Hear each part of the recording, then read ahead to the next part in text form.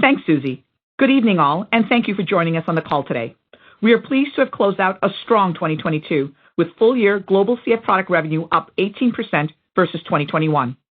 Our full-year 2023 product revenue guidance is $9.55 to $9.7 billion, representing 7-9% growth year-on-year, inclusive of FX headwind of approximately 1.5%. We have more than 20,000 patients still to reach with CFTR modulators, and we continue to work with focus and urgency to reach all patients with CF around the globe who may benefit from our therapies. It is an exciting time for Vertex. Our medicines have transformed CF, and the growth of our CF business has transformed Vertex. Our differentiated R&D approach led to our multiple life-changing therapies in cystic fibrosis and is designed to deliver transformative medicines for serious diseases at high rates of success, agnostic to modality. It is delivering just that. In aggregate, our mid and late-stage clinical pipeline holds the promise to deliver potentially transformative benefit for patients across 8 disease areas, as detailed on slide 5. Each program holds the potential to be best in class and transform the disease, and each represents a multi-billion-dollar market opportunity. Furthermore, we see the opportunity to launch new products into 5 of these disease areas within the next 5 years, or our 5 and 5 goal. And we're not done. The next wave of innovation is also making progress and advancing through preclinical development, including programs in Duchenne's muscular dystrophy and myotonic dystrophy type 1. This breadth of pipeline success, accelerated pace of clinical trial progress, and build-out of commercial capabilities for upcoming product launches warrant continued investments in 2023. As such, we are strategically investing and focusing on execution to drive forward this significant opportunity. With a uniquely strong and durable CF franchise, a deep, broad, and advancing R&D pipeline with multiple, potentially near-term commercial opportunities, a strong balance sheet, and a deeply talented and committed team, Vertex is well-positioned to deliver for patients and shareholders for years to come. With that overview, I'll turn to the details of recent R&D progress, starting with CF. We're continuing our journey in cystic fibrosis as we serially innovate to bring highly efficacious therapies to all CF patients. Our next-in-class vanzacaftor triple combination completed enrollment in its 2 phase 3 clinical trials, Skyline 102 and Skyline 103, in patients ages 12 years and older in Q4 of 2022. While Trikafta sets a very high bar, our enthusiasm for this vanzacaftor program is also high. This program could deliver even greater benefits to patients given, 1, our highly predictive in vitro human bronchial epithelial or HBE cell assays showed the Vanza triple was superior to Trikafta in improving chloride transport, a direct measure of CFTR function. 2, our phase 2 clinical data also suggests the potential for greater efficacy for vanzacaftor versus Trikafta. And 3, the vanzacaftor triple also has the benefit of once-daily oral dosing and a substantially reduced royalty burden relative to Trikafta. The phase 3 trials are currently in the 52-week dosing period, and we anticipate their completion towards the end of this year. Another important program is the VX-522 program, our CFTR mRNA approach that we are developing in partnership with Moderna for CF patients who cannot benefit from our CFTR modulators. In December of 2022, the FDA cleared the IND for VX-522, and the single ascending dose study in CF patients was initiated last year, a major milestone for Vertex and the field. We have high expectations given over 5 years of research that led to the discovery of VX-522 with the following properties. 1, delivery of mRNA at high efficiency into HBE cells. 2, expression of CFTR protein leading to high levels of chloride transport. And 3, in both rodents and non-human primates, expression of CFTR protein in the desired cells. And lastly, a preclinical safety profile that supported advancement into human clinical trials. We are excited with the progress of VX-522, which brings hope to the more than 5,000 CF patients who are still waiting for a treatment that targets the underlying cause of their disease. Turning now to Exa-cel, our gene editing program for severe sickle cell disease and transfusion-dependent beta thalassemia. This is our most advanced program outside of CF, and we expect Exa-cel to be our next commercial launch.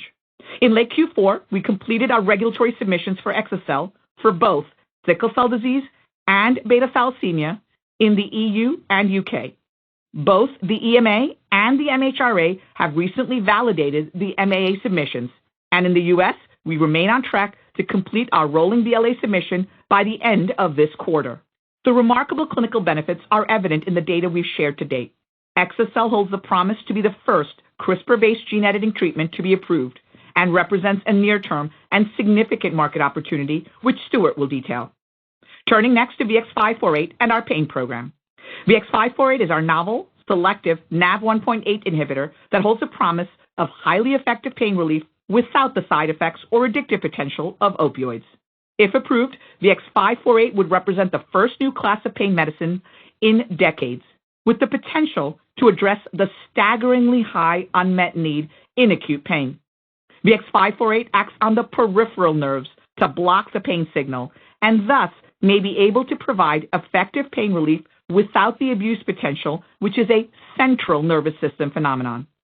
We have high expectations for this program because NaV1.8 is a genetically and pharmacologically validated target. Second, we have multiple positive proof of concept results with VX-150, a predecessor molecule to VX-548, and proof of concept with VX-548 itself. And lastly, our phase 3 program in acute pain is substantially similar to the positive phase 2 trials we have already conducted. VX-548 has been granted Fast Track and Breakthrough Therapy designation in the U.S. We initiated pivotal development last year, and we are enrolling patients across 3 phase 3 studies with the goal of seeking a broad, moderate to severe acute pain label. We anticipate completing the phase 3 pivotal program towards the end of this year or the beginning of next, creating another potentially significant and near-term commercial opportunity, which Stuart will also discuss. In addition to validation of NaV1.8 as a target in acute pain, it has also been validated as a target in neuropathic pain.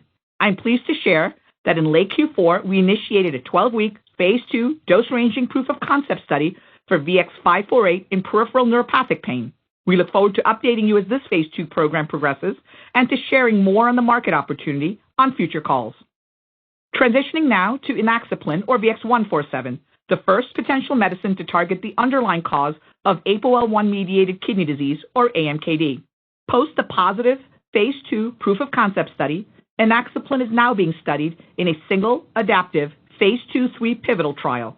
This study has a pre-planned interim analysis at 48 weeks of treatment, which, if positive, could serve as the basis to seek accelerated approval in the U.S.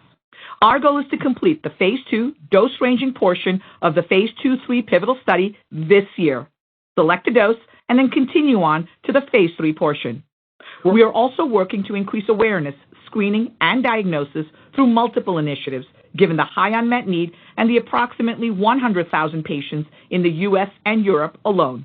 With inaxaplin, we see the potential of bringing a first-in-class treatment to patients with AMKD and unlocking a multi-billion-dollar market opportunity.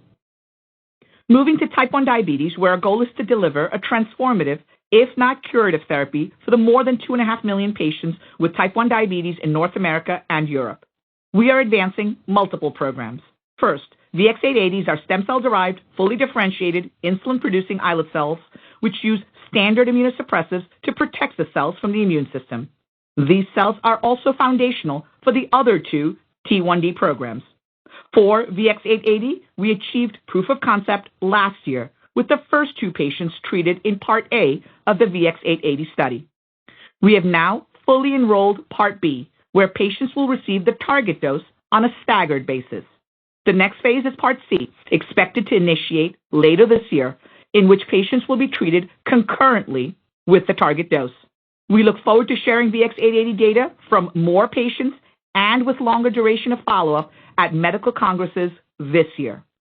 Second, VX-264, or the Cells Plus Device program, which encapsulates the same fully differentiated insulin-producing islet cells in a proprietary device that shields the cells from the body's immune system, and hence, there is no requirement for immunosuppressants. In late Q4, we simultaneously filed a CTA in Canada as well as the IND in the U.S. As we shared last month, the CTA has cleared, and we look forward to initiating enrollment and dosing of patients in Canada in the coming months. In the U.S., the IND has not cleared. We have received and responded to the FDA's questions. We look forward to working with the agency with urgency so that we can initiate the study in the U.S. as soon as possible. Third, in our hypoimmune program, we are editing the same fully differentiated insulin-producing islets to cloak them from the immune system, another path to obviating the need for immunosuppressives. This program continues to progress in preclinical development. Let me close the T1D section with an update on the ViaCyte acquisition, through which we gained intellectual property, tools, and capabilities that hold the potential to accelerate our goal of developing transformative treatments for this disease. We have now completed our data and portfolio review and are very pleased with the progress to date. We have begun executing our integration plans. On the clinical side, a phase 1/2 study of VCTX211, a hypoimmune cell program that originated with ViaCyte and that Vertex is now developing in partnership with CRISPR Therapeutics, has been initiated and is ongoing. All other ViaCyte clinical trials have completed enrollment and dosing and are in the follow-up stage. I'll finish up with the alpha-1 antitrypsin deficiency, or AATD program. Both a phase 1 study of VX634, the first in a series of next-wave AAT correctors, and a 48-week phase 2 study of VX864, our first-generation AAT corrector, are ongoing. We look forward to updating you as these programs advance. I'll now ask Stuart to review our commercial progress. Thanks, Reshma. Today, I will review our continued strong performance and outlook in CF, as well as potential near-term commercial launches in new disease areas with exa-cel and VX548. Starting with CF, where we continue to bring our transformative medicines to many more patients globally. Last month, we raised our estimate for the number of patients with cystic fibrosis in the US, Europe, Australia, and Canada to 88,000, up from our previous estimate of 83,000. The growth in the CF population can be attributed to more patients coming forward to receive treatment, better data capture in patient registries, and perhaps most importantly, people with CF are living longer due to improvements in patient care and the availability of truly effective therapies. For a baby born with CF in 2021, the Cystic Fibrosis Foundation predicts the median age of survival is now 65 years. In the US, our focus remains on maintaining the very high persistence and compliance rates we have seen with our therapies and extending the benefits into younger age groups. Outside the US, uptake of Kaftrio/Trikafta in countries with recent reimbursement agreements continues to drive growth, as has the rollout of Kaftrio in children ages 6 to 11 years in countries where this indication has recently received reimbursed access, such as France and Spain. There are still more than 20,000 CF patients who could benefit from, but are not on, CFTR modulator treatment. These patients fall primarily into two categories. One, patients in countries where we are early on the launch curve, and two, younger patients, for whom we continue to pursue additional label and reimbursement extensions, such as the recent US approval of Orkambi for ages 1 to 2 years, and recent regulatory submissions for Kalydeco in children ages 1 to 4 months, and for Trikafta in ages 2 to 5 years, which has received priority review and a PDUFA date of April the 28th in the US. We are confident that we will reach the vast majority of these patients over time, which will continue to drive revenue growth in the near and long term. We also see exciting growth potential for our vanzacaftor triple combo, given the anticipated clinical profile, more convenient once-daily dosing, and the potential to offer a new option for patients who have discontinued prior CFTR modulator therapy. Finally, in CF, as Reshma mentioned, our CFTR mRNA program, VX522, is being developed for the more than 5,000 CF patients worldwide who currently do not have any therapies that treat the underlying cause of their disease. I will now detail our commercial readiness efforts and the market opportunity for two potential product launches outside of CF, exa-cel and VX548. Exa-cel holds curative potential for patients with sickle cell disease and transfusion-dependent beta thalassemia, and we are making significant progress with launch preparation activities. Our initial launch of exa-cel will focus on the approximately 32,000 individuals in the US and Europe for whom these diseases are most severe, presenting a significant clinical, humanistic, and economic burden. The estimated 25,000 severe sickle cell disease patients have multiple hospitalizations annually for vaso-occlusive crises, while the estimated 7,000 TDT patients undergo near-monthly transfusions. There is also a considerable financial burden, both for these patients and to the healthcare system. In the US, economic models project the lifetime treatment costs for severe sickle cell disease patients to be between $4 and $6 million. Recent market research indicates that physicians have a strong preference and interest in gene editing over other potentially curative approaches, and that patients with sickle cell disease are increasingly optimistic about the potential role for curative therapies in the treatment of their disease. In addition, payers view the emerging clinical data for exa-cel as highly impactful, most notably the reductions in vaso-occlusive crises and hospitalizations. Importantly for our specialty commercial model, these 32,000 severe patients are concentrated geographically and we believe can be served effectively with a network of approximately 50 authorized treatment centers, or ATCs, in the US and approximately 25 in Europe. We have established the needed supply chain and manufacturing infrastructure to support the launch, including validated chain of identity and chain of custody systems, global shipping infrastructure, and the needed manufacturing capacity to support uptake following approval. And finally, we continue to work with key commercial and government payers and policymakers in the US and Europe to ensure they understand the significant burden of these diseases and that broad patient access and reimbursement are in place if and when exa-cel is approved. To date, we have engaged with all US state Medicaid agencies, some 150 unique US commercial payers, as well as multiple health technology assessment bodies in Europe, including NICE and GBA, to share important information about exa-cel and our commitment to working collaboratively to provide access to this therapy.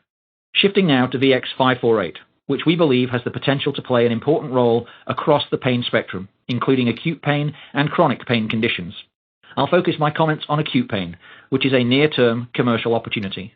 There are 4 aspects critical to framing the acute pain opportunity for Vertex. 1, there is a significant unmet need due to the limitations and drawbacks of currently available treatments. 2, the market is large today, even with 90% generic prescribing. 3, prescribing is concentrated in the hospital setting and thus addressable with a specialty commercial infrastructure. And 4, there is broad stakeholder recognition of the need for new therapies, which also helps provide a clear path to future patient access and reimbursement. Firstly, millions in the US suffer from acute pain each year, yet it is often difficult to manage effectively given the limitations of existing therapies. The current standards of care are NSAIDs and acetaminophen at one end of the spectrum, which are non-addicting but offer limited pain relief and can pose GI and liver toxicity concerns. And at the other end of the spectrum are opioids, which provide effective pain relief but have many undesirable side effects, including nausea and somnolence, and have significant abuse potential. Many large hospital systems and all 50 states have adopted restrictions for the use of opioids. This leaves a vast gap in the treatment landscape for a medicine like VX548, with strong efficacy, a desirable benefit-risk profile, and without abuse potential given it is peripherally acting. Second, the acute pain market is very large, valued in the US at $4 billion, despite 90% of prescriptions being generic. Third, this highly concentrated market can be served with a specialty commercial model. Of the 1.5 billion treatment days for acute pain annually, some 2/3, or 1 billion, are driven by hospital prescribing, following inpatient or outpatient procedures such as surgeries or emergency room visits. Furthermore, these hospital-driven prescriptions are concentrated among approximately 1,700 hospitals that aggregate to roughly 220 integrated delivery networks. Thus, we believe we can reach a large proportion of this market with a specialty sales and marketing infrastructure, and have begun to hire for key positions. Fourth, and finally, given the wide stakeholder recognition of the limitations of current treatments and the unmet need, we see both high demand and a clear path to access and reimbursement for a medicine with a profile like VX548. A key example of the path to reimbursement and access is the recently passed No Pain, or Non-Opioids Prevent Addiction in the Nation Act, signed into law last December. Through the No Pain Act, Congress has directed CMS to make a separate add-on payment to hospitals in the outpatient and ambulatory surgery center setting for non-opioids for the treatment of pain.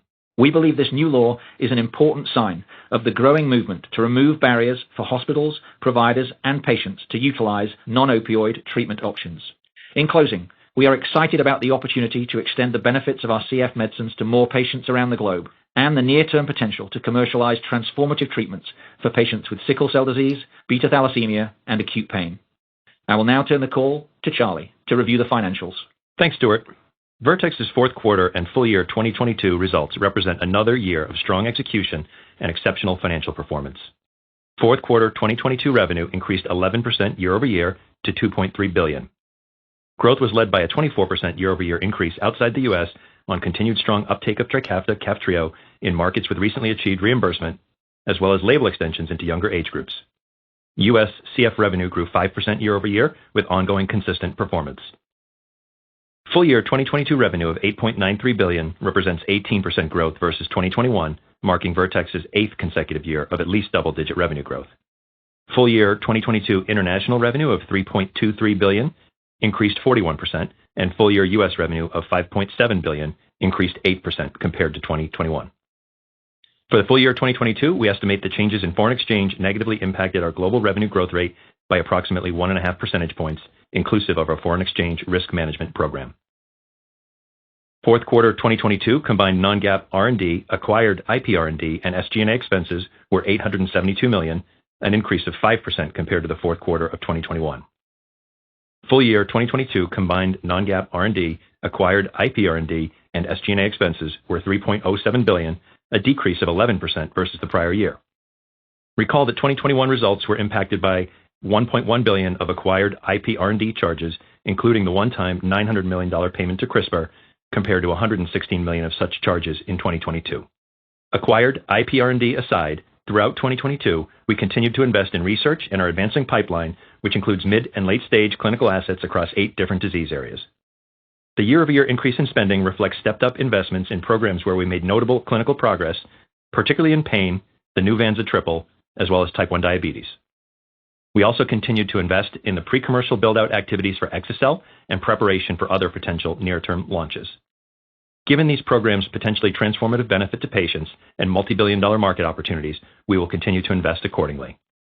Fourth quarter 2022 non-GAAP operating margin was 50%, and we generated non-GAAP operating income of $1.15 billion in the quarter, an increase of 15% versus the prior year period.